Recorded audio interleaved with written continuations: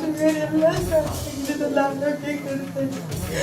Hotel ಇದೆ, ಆದಷ್ಟು ಬೇಗ ಹೌದಾಗಿ ಮತ್ತೆ ಡಿಸೈಡ್ ಮಾಡಬೇಕು.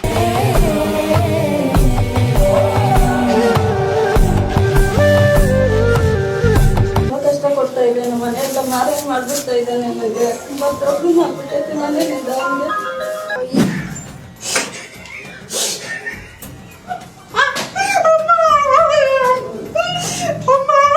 ಬಂದಿದ್ದು ಮೊದಲು ತುಂಬ ನನಗೆ ಆಪ್ರೇಷನ್ ಆಗಿತ್ತು, ಹೆಲ್ತ್ ಪ್ರಾಬ್ಲಮ್ ಇತ್ತು, ಬಿಸ್ನೆಸ್ ಸ್ವಲ್ಪ ಲಾಸಲ್ಲಿತ್ತು, ಈ ಥರ. ಆಮೇಲೆ ಮಗಳದೊಂದು ಮದುವೆ, ಸೊ ಮತ್ತು ಮನೇಲಿ ತುಂಬಾ ಸಮಸ್ಯೆಗಳು ತುಂಬಾ ಇತ್ತು. ಬಂದು 9 ತಿಂಗಳಾಯ್ತಾ ಬಂತು.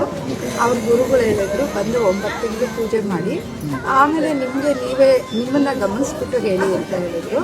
ಸೊ ಈಗ ಬಂದಾಗಿಂದ ನನಗೆ ಸ್ವಲ್ಪ ವ್ಯವಹಾರದಲ್ಲಿ ಚೆನ್ನಾಗಿದೆ, ಆರೋಗ್ಯ ಚೆನ್ನಾಗಿದೆ, ಎಲ್ಲ ಥರ ಸಮಸ್ಯೆಗಳು ಅಮ್ಮ ಅವ್ರ ದಯೆಯಿಂದ ನಮಗೆ ಪರಿಹಾರ ಆಗಿದೆ.